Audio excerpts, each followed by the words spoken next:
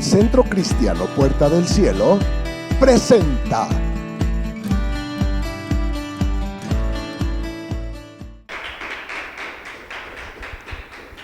Somos el Centro Cristiano Puerta del Cielo y esta es nuestra reunión de estudio que llamamos Conoce la Biblia. Y en esta ocasión compartimos una enseñanza que titulamos ¿Por qué Dios tarda en respondernos? Está basada en los versos del 35 al 42 del capítulo 5 del Evangelio de Marcos. Ustedes deben recordar que una enfermedad que había desgastado la vida de una mujer durante 12 años, en un instante, en un tris, cedió ante la intervención de Jesús. Porque lo que es imposible para muchos médicos, con todo el dinero del mundo, es posible para Dios. Pero lo verdaderamente valioso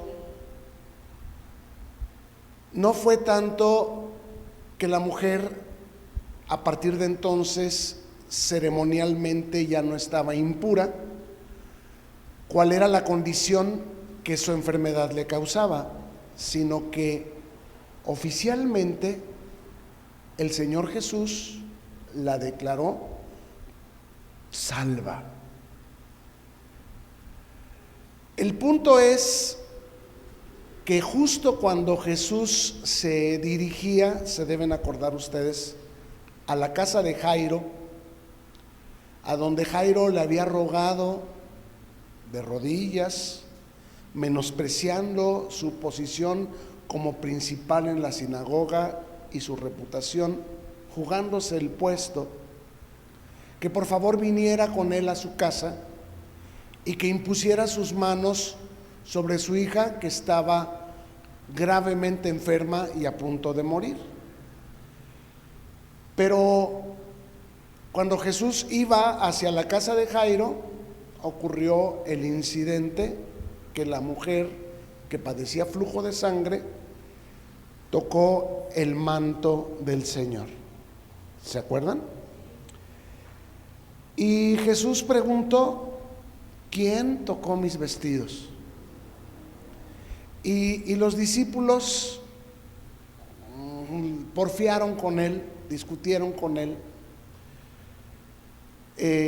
diciéndole: Señor, ves que toda la gente te empuja y te aprieta y tú preguntas: ¿quién te ha tocado?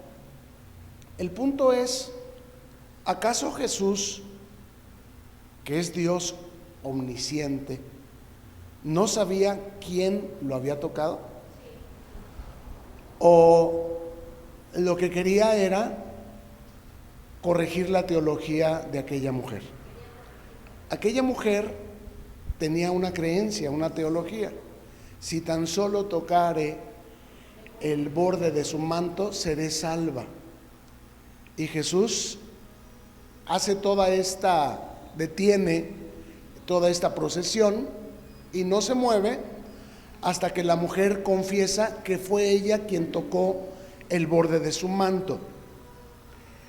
Y Jesús le dice: hija, tu fe te ha salvado. No fue que tocaras el borde de mi manto, no fueron las astillas de la cruz, no fueron los rezos, no fue la procesión, no fue que te fueras a San Juan de los Lagos, sino lo que fue tu fe lo que te ha hecho salva. Y de esta manera, tanto Jairo como la mujer mostraron valentía. ¿Por qué?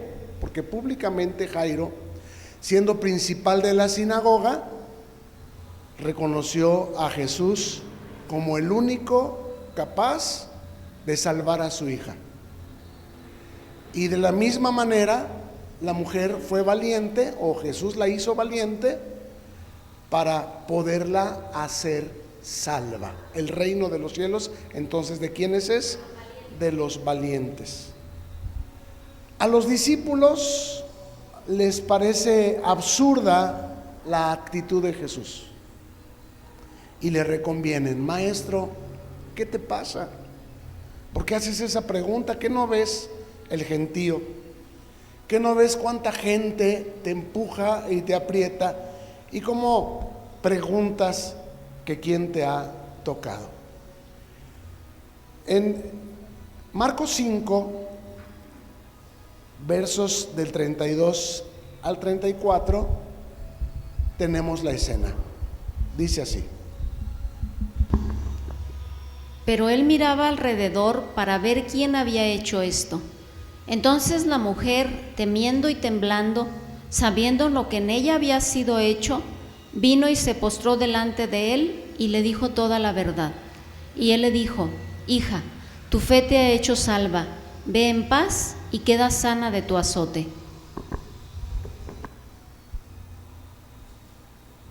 ¿Están de acuerdo conmigo que Jesús corrigió la teología de la mujer?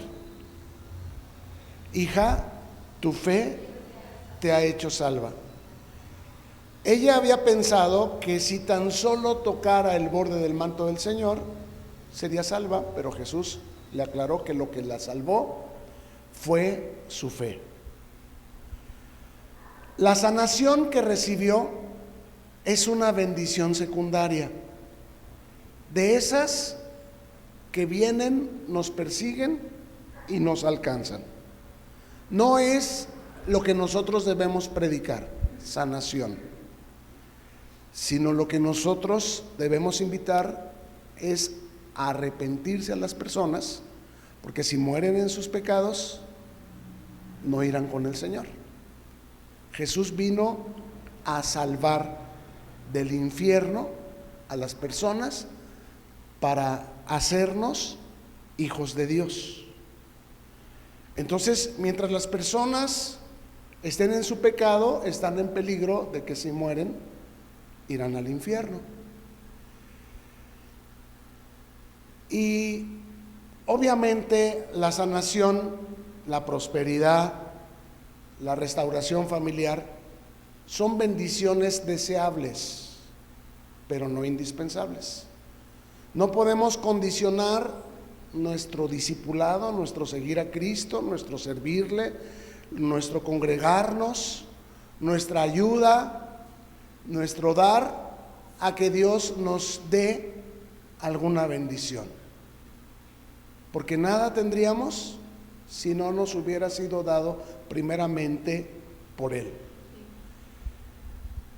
Y esto es algo muy distinto, muy contrario a muchas personas que en nuestros días se acercan a Dios buscando la dádiva, y muchas iglesias que predican la dádiva, noche de milagros, sanación, y reúnen mucha gente, y esa gente recibe sanaciones, recibe milagros, reciben incluso prosperidad, pero si no hay arrepentimiento, no hay salvación.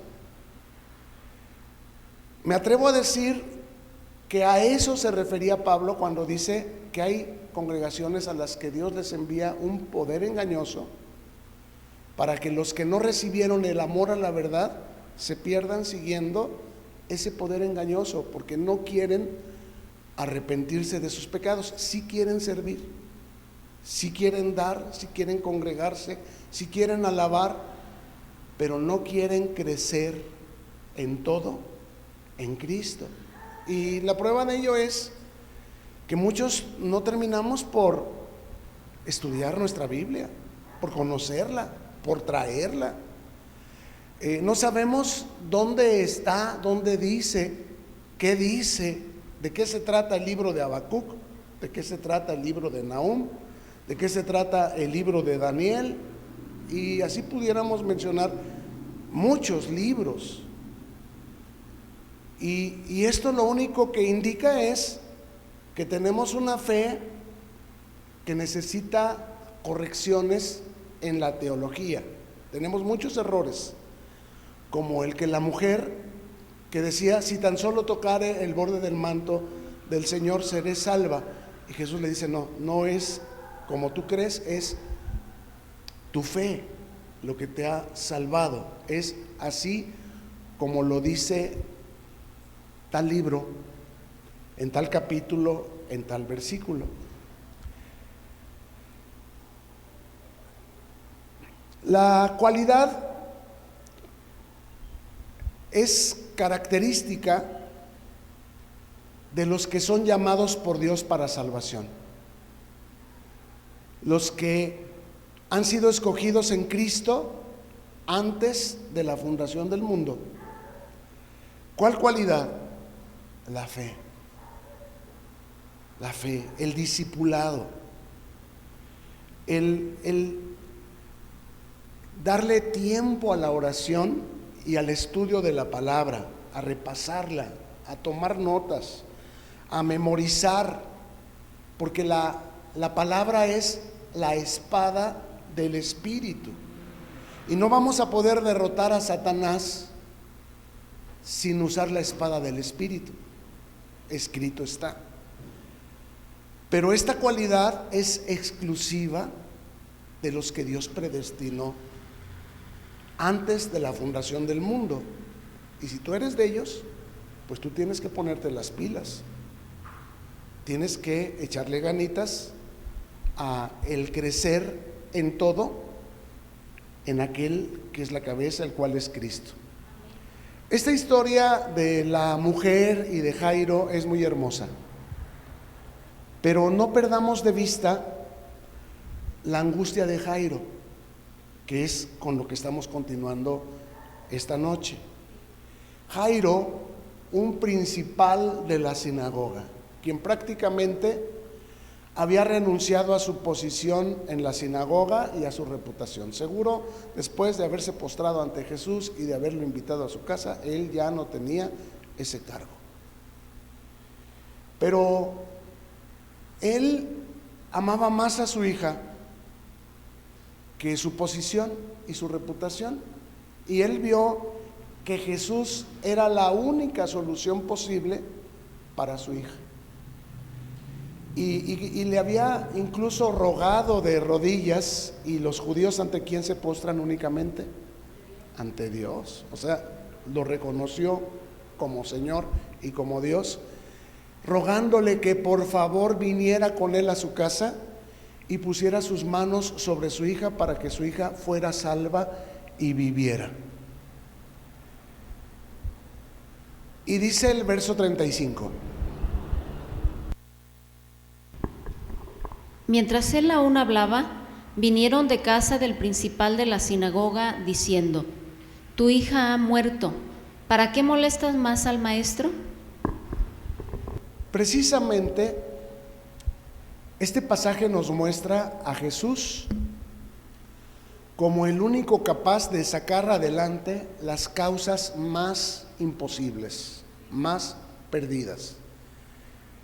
¿Qué pasó en el transcurso de que Jesús se detuvo para solucionar el asunto de la mujer que padecía flujo de sangre? ¿Qué pasó con la hija de Jairo? Se murió. Y este pasaje de aquí en adelante nos va a mostrar precisamente a Jesús como el único capaz de sacar adelante las causas perdidas. Usted puede considerar un negocio, una vida, o sea, ya puede decir, ay, yo ya tengo tantos años y ya no me van a dar trabajo. Usted puede considerar su coche, que ya no va a volver a tener uno, como causas perdidas, pero lo que es imposible para nosotros es posible para Dios. Dicen que todo en la vida tiene remedio menos una cosa, ¿qué es? La muerte. pero en Jesús hasta la muerte tiene remedio. Lo que es imposible para nosotros es posible para Dios. Y lo mismo ocurrió con Marta, la hermana de Lázaro, ¿se acuerdan? Quien vino a Jesús y le dijo: Maestro, si hubieras estado aquí, mi hermano no habría muerto. Otra causa perdida. Ya tiene 4 días de muerto, ya hiede. A lo que Jesús respondió: Marta, ¿no te he dicho que sí que? ¿Crees? ¿Sí que? ¿Crees? ¿Verás la gloria de Dios? ¿Y qué ocurrió con Lázaro? Revivió. Entonces, en Jesús las causas perdidas tienen remedio. Por lo tanto, no pierdas tu esperanza. Dios puede tardarse, pero no olvidarse. Dios tiene su tiempo y su forma de hacer las cosas. ¿Ustedes creen que Jesús no sabía lo que estaba ocurriendo en la casa de Jairo, que la niña se estaba muriendo? ¿Y creen que no sabía Jesús lo que estaba pasando en la casa de Lázaro, que Lázaro se estaba muriendo? Mas para gloria de Dios, para que se manifestase la gloria de Dios, Jesús llegó 4 días tarde a la casa de Lázaro. E igualmente podemos decir, para que se manifieste la gloria de Dios, Jesús llegó cuando la niña ya había muerto a la casa de Jairo. Entonces, si Dios se tarda, ¿para qué es? Para que se manifieste la gloria de Dios. ¿Cómo titulamos esta enseñanza? Cuando Dios se tarda en responder. ¿Y cuál es la respuesta que vamos a tener nosotros a esta pregunta? ¿Por qué Dios se tarda? Para que se manifieste su gloria. ¿Cierto? Bien, continuemos con la lectura. Dice el verso 36. Pero Jesús, luego que oyó lo que se decía, dijo al principal de la sinagoga: No temas, cree solamente. No temas, ¿qué más? Cree. ¿Qué le había dicho Jesús a Marta? Si crees, verás la gloria de Dios. Lo contrario a creer, ¿quién me dice que es? Temer. Temer. No temas, cree. Lo contrario a creer, ¿qué es? Temer. Ante la noticia de la muerte de su hija, es posible que Jairo se sintiera decepcionado de Jesús. Si tan solo este hombre se hubiera apresurado, si no se hubiera dejado entretener por esa mujer, total, yo iba primero. Además, yo soy más importante que ella, yo dejé más que ella, yo dejé mi cargo en la sinagoga. Muy probablemente mi hija todavía viviría y a lo mejor todavía sería posible hacer algo por ella, pero ahora ya se murió.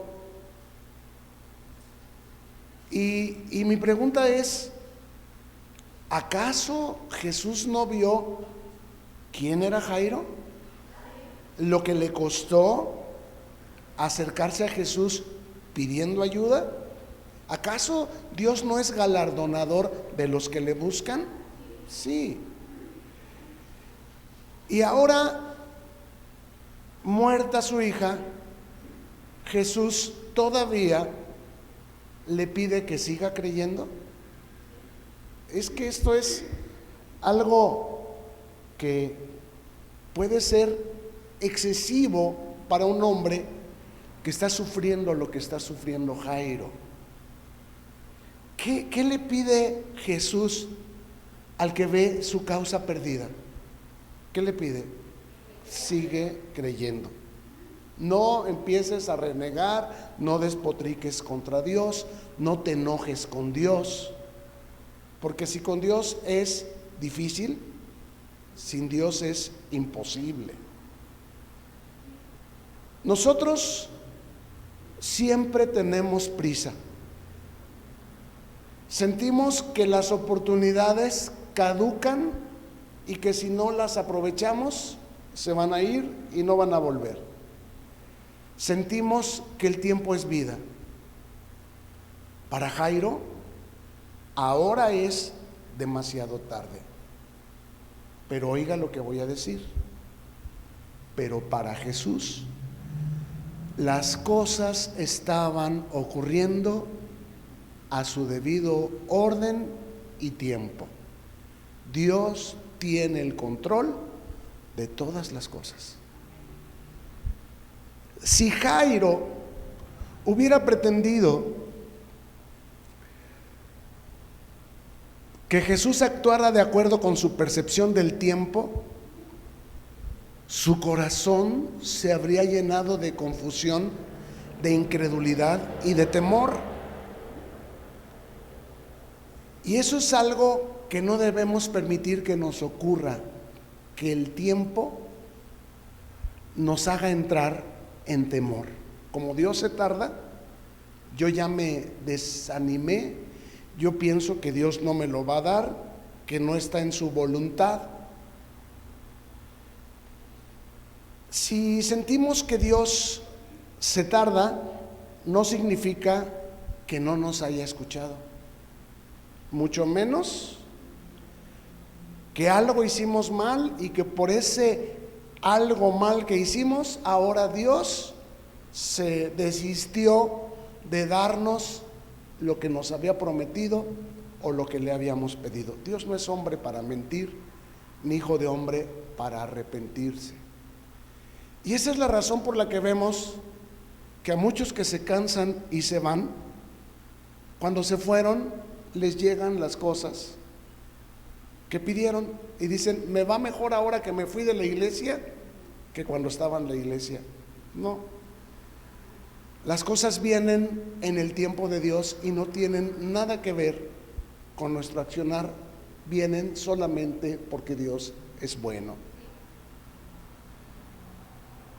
Pero cuando no has recibido el amor a la verdad, cuando no tienes la cualidad que tenía Jairo y que tenía la mujer que padecía flujo de sangre, que es la fe, porque la fe salvó a la hija de Jairo y la fe salvó a la mujer que padecía flujo de sangre.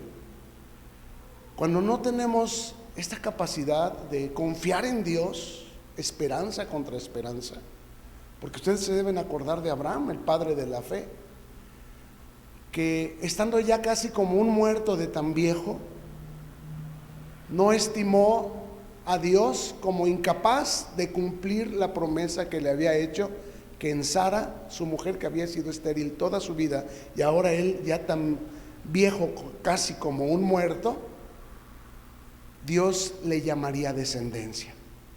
¿Y le cumplió Dios? Porque para Dios no hay nada imposible. Dios no es hombre para mentir. Pregunta, ¿la regó Abraham? ¿Pecó de adulterio Abraham?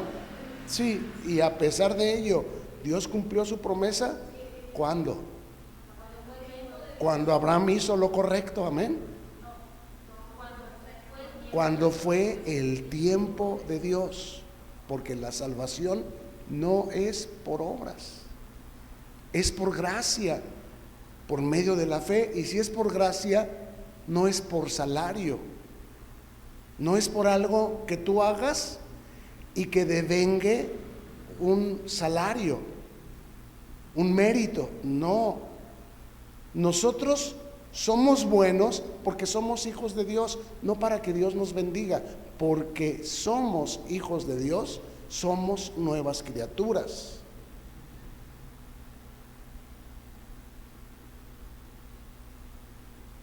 Entonces, si sentimos que Dios se tarda, dijimos, no significa que Dios no nos haya escuchado, que Dios haya dicho no a esa petición, o que hicimos algo mal que provocó que Dios se desistiera de concedernos lo que le pedimos. o que no somos tan importantes para Él como lo es esa mujer y todas las personas que vemos, a las que Dios bendice, a las que Dios prospera, aún gente que no son cristianos y que los promueven en el trabajo y que tienen casas y coches y hijos, y nosotros no tenemos ni en qué caernos muertos. Eso no significa que Dios no nos ame, que Dios se haya olvidado de nosotros, que Dios nos esté castigando porque algo hicimos mal. A su tiempo Dios nos dará juntamente con Cristo. ¿Cuántos tienen a Cristo? Si tú ya tienes a Cristo, Dios te dará juntamente con Él todas las cosas. Lo único que no debes perder, ¿qué es? A Cristo. A Cristo. Ahora, ¿ya para qué? Mi hija ya se murió. La única alternativa que Jesús vino y poniéndole la mano en el hombro a Jairo le propuso es: no temas, cree solamente. Ante la muerte de tus esperanzas, tienes dos opciones: temer o seguir creyendo. Y nosotros no somos de los que retrocedemos para perdición. Nosotros no somos de los que nos desanimamos. Nosotros no le atribuimos a Dios sí y no. Para nosotros Dios es sí y sí. ¿Cierto?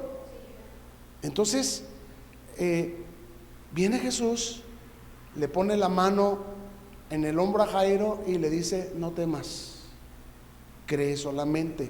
En otras palabras, déjame hacer las cosas en mi tiempo y a mi manera. Solamente cree. Yo estoy haciendo las cosas en mi tiempo y a mi manera. ¿Lo vemos? Todo está en el orden y en el tiempo de Dios. Los versos 37 y 38 dicen lo siguiente: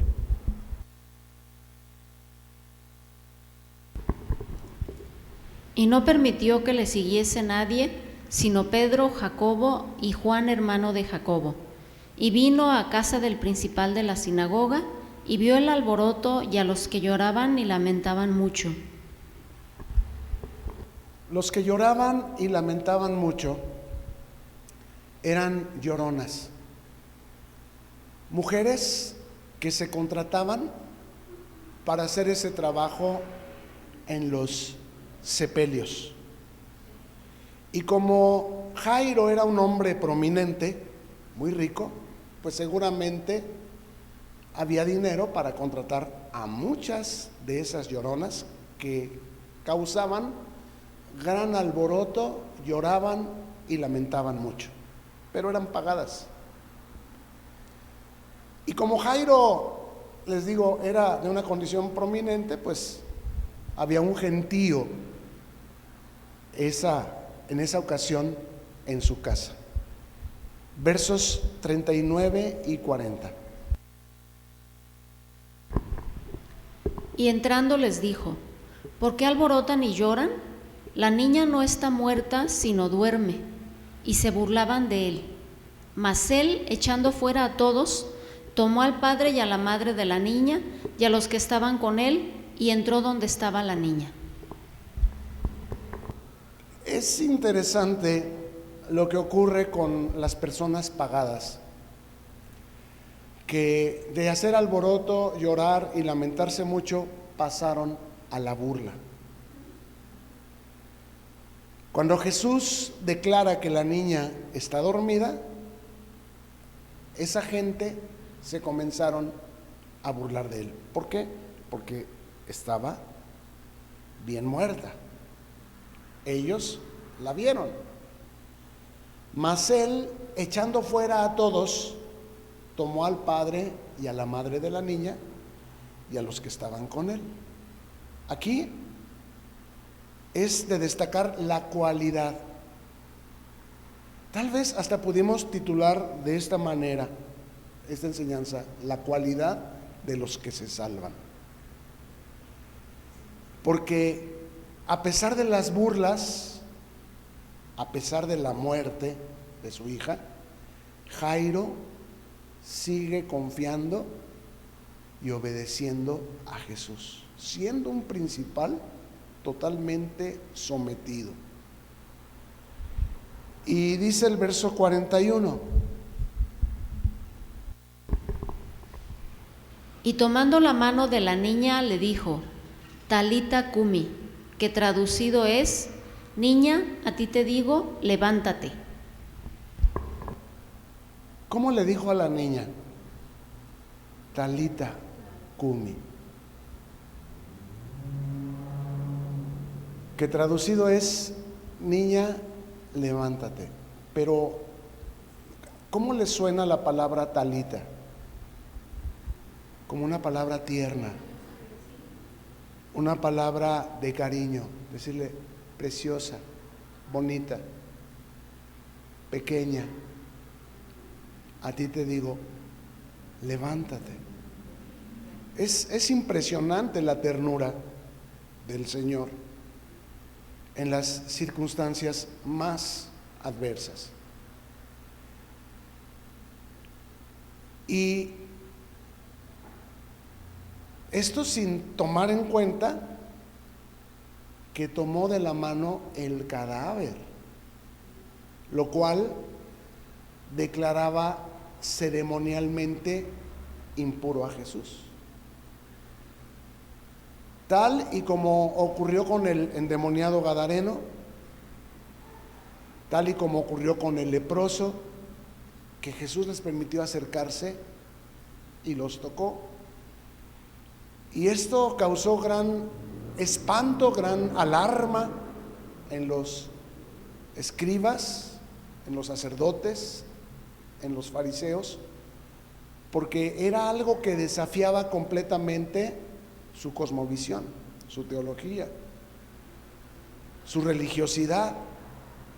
Pero vemos que cuando las personas están incapacitadas para venir a Jesús, Jesús quiere que nosotros vayamos a ellos. ¿Y qué debemos hacer con los enfermos? Díganme ustedes. Solamente poner las manos, ungirlos con aceite y poner las manos. ¿Sobre quiénes se usa el aceite?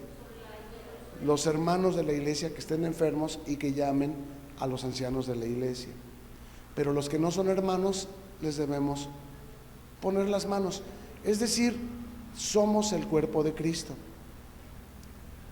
Como el Padre envió a Jesús, así Jesús nos envía a nosotros como ovejas en medio de lobos. Y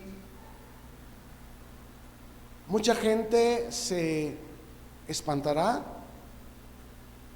por las enfermedades que tengamos que ver, nos espantaremos, tendremos temor de que nos contagien, iremos con todas las medidas de precaución, pero si hay que ir y si hay que poner las manos sobre los enfermos, más tratándose de hermanos de la iglesia a los que hay que ungir con aceite con la intención de que sean sanos, salvos. La oración de fe salvará al enfermo y cubrirá multitud de pecados. Entonces, Jesús, el Señor, se expuso una vez más entre muchas a ser criticado y juzgado de alguien ignorante que por Belcebú hacía cosas ceremonialmente alocadas e inapropiadas. Pero Jesús está estableciendo las bases para la edificación de su iglesia. Y terminamos con los versos 42 y 43, que dice así: Y luego la niña se levantó y andaba, pues tenía 12 años, y se espantaron grandemente. Pero él les mandó mucho que nadie lo supiese, y dijo que se le diese de comer. Conclusión: nuestro Dios sabe exactamente qué hacer en cada situación para nosotros desesperada. Dios tiene el control. No va a hacer las cosas en nuestro tiempo ni a nuestro modo, pero Él actúa de formas misteriosas, lo cual es muy fácil comprenderlo aquí en la iglesia, sentaditos, con el ventilador puesto, tomando notas, confirmando lo que el pastor enseña con nuestra Biblia, pero no es igual en el mundo real. No son las circunstancias que están a nuestro alrededor las que nos desesperan, sino nuestra falta de fe. Ejemplo, y es un ejemplo muy burdo, es cierto que hace calor, pero si viene de Dios, es bueno. Y me acuerdo que viene de Dios y se me pasa.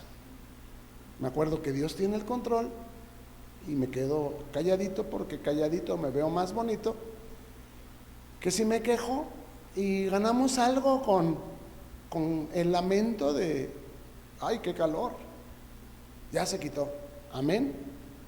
No, bueno, pero me expresé. ¿Y qué ganaste?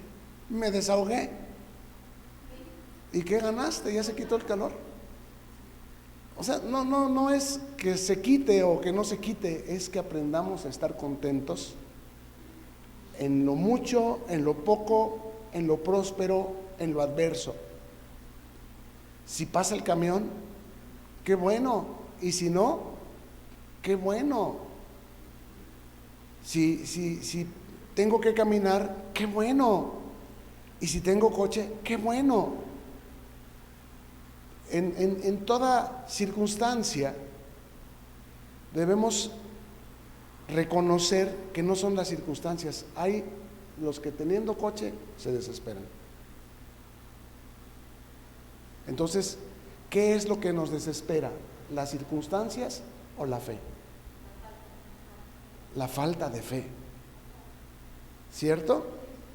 La falta de ver a Dios en control de todas las circunstancias. Lo que está detrás de nuestra amargura es el pensamiento de que si Dios me hiciera caso. O sea, ¿por qué la gente se amarga? Porque está pensando que Dios no le hace caso. ¿Y por qué está pensando que Dios no le hace caso? Porque Dios no responde como ella quiere o cuando ella quiere. Pero se te va a quitar lo amargoso si entiendes y reconoces y declaras que Dios está en control.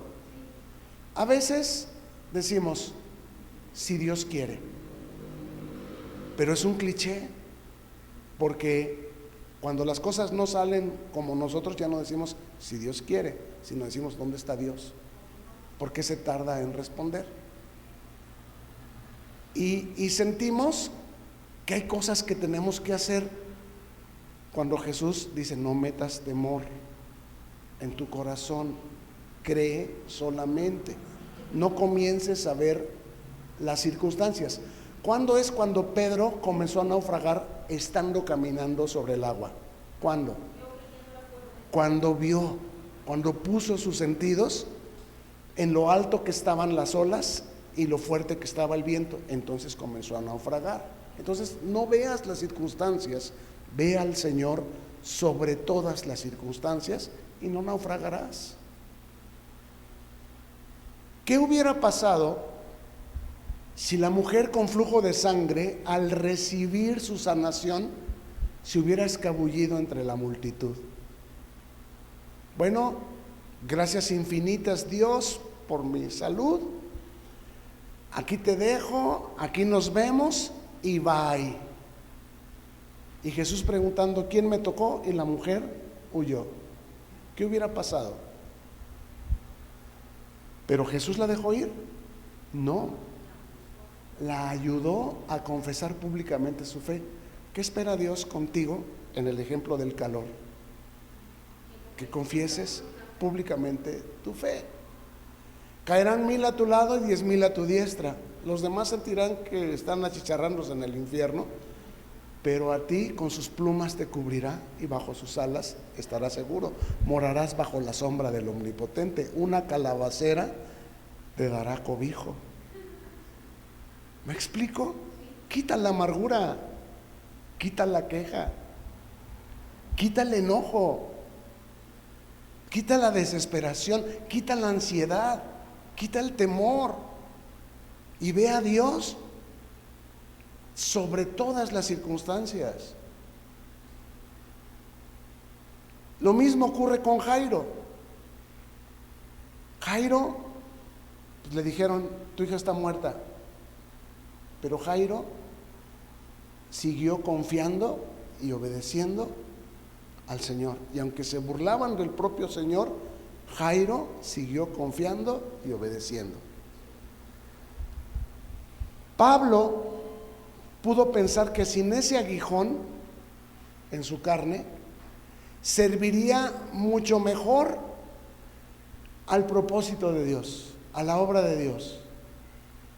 Pablo necesitaba que alguien le escribiera las cartas porque ya sus ojos ya no alcanzaban a ver. Pero ¿qué le dijo Dios? Bástate mi gracia. En otras palabras, si no te respondo como tú quieres y a la hora que tú quieres, es porque ese aguijón tiene un propósito en tu vida. Yo sé que te duele, sé que te incomoda, sé que te sientes en desventaja, pero mi poder se perfecciona en tu debilidad. Tu ministerio va a ser mejor con el aguijón que sin el aguijón. ¿Y qué hizo Pablo? ¿Se enojó con Dios porque no le quitó el aguijón? Se glorió en su debilidad. Pues con más ganas te voy a servir. ¿Alguna vez recuperó su vista Pablo? No hay evidencia de ello. Pero igual, con gozo, siguió sirviendo al Señor. Caerán a mi lado 1000 y 10,000 a mi diestra. ¿Significa que ni el aire nos va a despeinar siquiera? ¿Que ni una mosca se nos va a parar? No.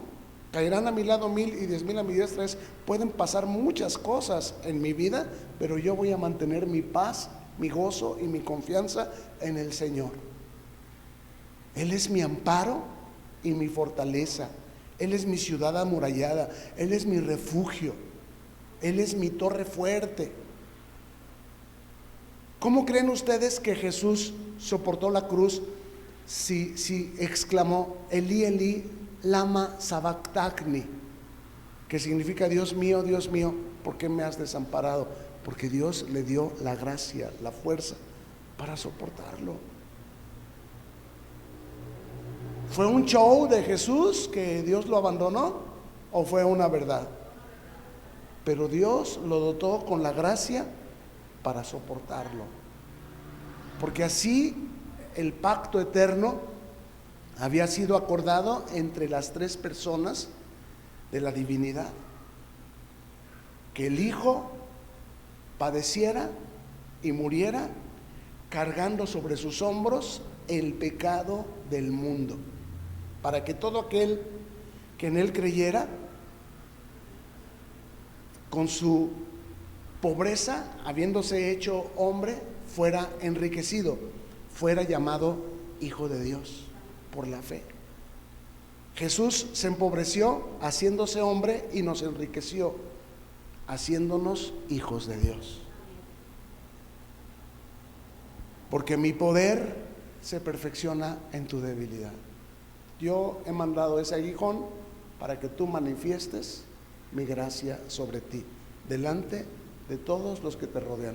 No para que te quejes como ellos, no para que hables mal de tu presidente como ellos, no para que hables mal del clima y de la guerra y de los chanchullos. No, yo te he puesto para que hables evangelio, para que le digas a la gente que este mundo no se va a componer y que se tienen que arrepentir, para que vean que a ti también te pasan las mismas cosas, pero no te afectan igual. Los mismos vientos, tempestades y ríos vienen contra el que oye y hace la palabra, que es el que edificó sobre roca. ¿Qué? Sobre aquel que oye y no hace, que es el que edificó sobre arena. La diferencia entre el que edifica sobre roca y el que edifica sobre arena es que el que edifica sobre roca no se desmorona. Ahí está, bástate mi gracia. Caerán a tu lado 1000 y 10,000 a tu diestra, mas tu corazón se mantendrá a salvo. ¿Por qué? Porque, hijo mío, dame tu corazón. Que las aguas no aneguen tu corazón. Pueden anegar tus pies, pueden llegar hasta tu cuello y a lo mejor hasta te puedes ahogar en ellas, pero tu corazón no entró esa agua. ¿Por qué? Porque tu confianza está en el Señor. Cerramos los ojos aquí y los abrimos allá, ¿cierto? Para nosotros el vivir es Cristo y el morir es ganancia.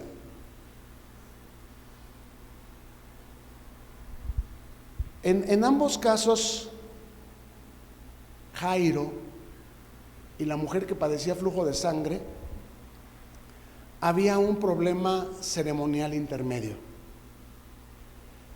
La mujer con flujo de sangre, Jesús no la tocó, ella lo tocó a él.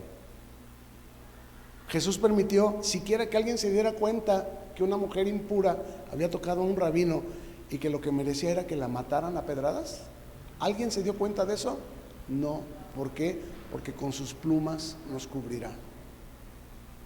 Además de que la sanó, la declaró salva y no permitió ni siquiera que nadie se diera cuenta del delito ceremonial que había cometido.